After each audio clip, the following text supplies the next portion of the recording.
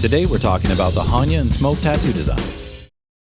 Welcome back. You might remember this design from the Using Digital Art video, but in this video we share with you a lot of the tricks and techniques used to make this one piece. So let's get started and make sure to hit the subscribe button.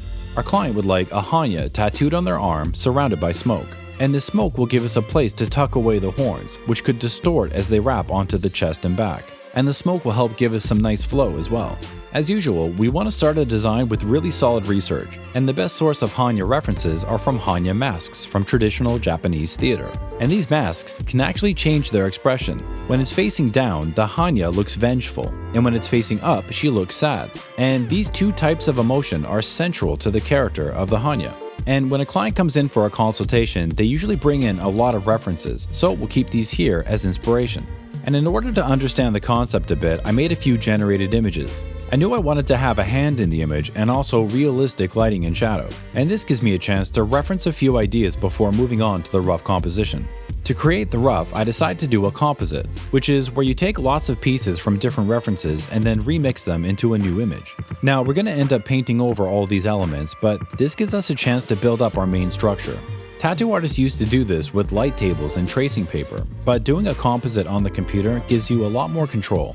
The other option here is to use freehand for your first composition, which is how I did the Cloud Dragon, for example. But with this one, I didn't want to lock into a sketch right away. I can do a lot of concepts in a fairly short amount of time, and this design needed a lot of work to get it working in the roughing phase. But if you look closely, the pieces used in the comp are full of jank and will need to be completely repainted, so we just end up using the composite as a starting point. And we start our repainting with a big cleanup phase. And this is where you paint over the entire composite and remove any artifacts or fine detail, and this makes a nice smooth foundation for the artwork. And if you're using the smudge tool for your cleanup, as well as a brush, this stage goes pretty quick and sort of breaks things down to their basic elements. And now that we have things cleaned up, we can start to build up the detail with some overpainting. At this stage, I'm no longer thinking about big picture shapes, and I'm more focused on the fine detail. And since the tattoo is a quarter sleeve, we're going to have a lot of room for detail. Now, this Hannya is different than a lot of the Hannya tattoos out there, and this is because we're taking a slightly different approach to this design. Our goal is to add a lot of realistic lighting and shadows and to explore what this character might look like if it was real. Now, normally in tattoos, a Hannya looks like a mask, and this is for good reason because this character is often represented in traditional Japanese theater. But in our design, giving this character realistic human eyes and then sort of corrupting the rest of the face and hand make this interpretation feel a little more realistic and a lot more grotesque, which is what the client would prefer. The client and I discussed the element of ugliness in this design and where to draw the line between human and monster. There was an early composite made where the eyes and the ears were completely human looking and only the mouth was corrupted. But that version somehow ended up being more ugly than this one, even though it had less ugly parts to it. It was a very strange and unexpected process getting to this point, but I learned a lot from the experience. But on a personal note, I will say that it does feel sort of weird to intentionally make a beautiful character more ugly on purpose. But I think that's actually one of the main themes of this tattoo design. And here, I'm just working on a big lighting study, which I try to do in most of my digital art. And some of those darker areas now give me a chance to put in a few more highlights. I should mention that 100% of the art that you see on this channel is just a first draft to show to the client. And this Hannya Smoke design also ended up going through quite a few changes. But I don't show the final artwork because I would prefer that to be just for the client. And that's the same reason why I don't show finished tattoos on this channel as well. To me, those belong to the client, and the only parts I really feel comfortable sharing is what we do working up to the first draft. And this hand was also changed a bit in the final artwork. It was a challenge because you want foreshortening and to have the hand sort of look like it's coming forward, but you also don't want it to look like the character just has this huge hand. And after isolating the outside shape of our design so it's roughly the shape of a quarter sleeve, it's time to do the smoke. And here, I'm just roughing in some of the basic shapes. I have a very specific idea of how I want to do the smoke. I have some references off screen that look really nice, and the idea is to get these really flowing and bubbly shapes going. And having the piece surrounded by smokes in negative space sort of make the Hannya look like she's kind of lurking in the background. Now, this is not how I would normally do smoke in a design, but I actually really like how this turned out.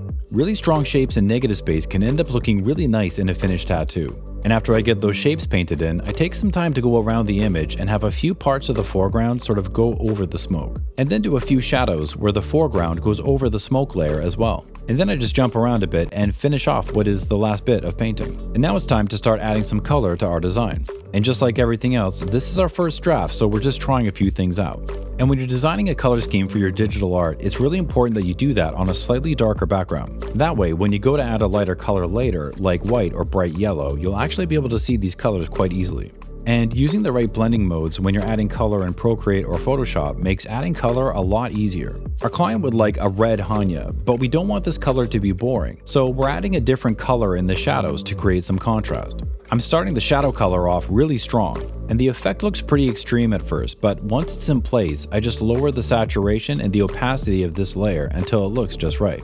Now, there were a few issues with this color scheme. One was the fact that there's some pretty huge areas of negative space in between the red parts of the Hannya, and we ended up adding a lot more red in these areas. And because of this, we also ended up adding some darker areas of shading as well. But that's exactly why we want a quick way to try out ideas. And then we get into what is a lot of white highlights. And in a tattoo, I really like these small bright point highlights. You can really pack white into a small area like this, and these highlights end up being really strong in the final tattoo. And if we didn't have a darker background color, we wouldn't be able to see a lot of these highlights. And this is one of the really big strengths of doing digital art. And if you take some time looking at digital concept art, you'll see that you almost never see a white background, and this is for good reason. I don't even like having a white background on my Procreate or Photoshop projects. And now we're ready to see how this artwork looks on our blank. What I didn't do, and what I wish I did, was to make a version of this artwork where I reshaped the outside edge with the Liquify tool to make it look like the tattoo was wrapping around the arm. And because I didn't do that, to me, this artwork in this presentation looks a bit flat. But we have some nice flow, and even though we ended up making a bunch of changes to this art, this ended up being a very important starting point. And one thing I did quickly here was to pose the eyes. I do this with a lot of my digital art. You just copy the eyes and paste them back on their own layer, and then move them around wherever you like. And that was a pretty big process to get to this point, and we went through a lot of techniques really fast. And really, each of these stages could be its own video. When you look back to where we started, you can see the progress that we made. And even though I was pretty happy with the artwork at this point, there ended up being a lot more work to get this artwork ready. At this point, it's all about showing the art to the client and getting some feedback before moving on.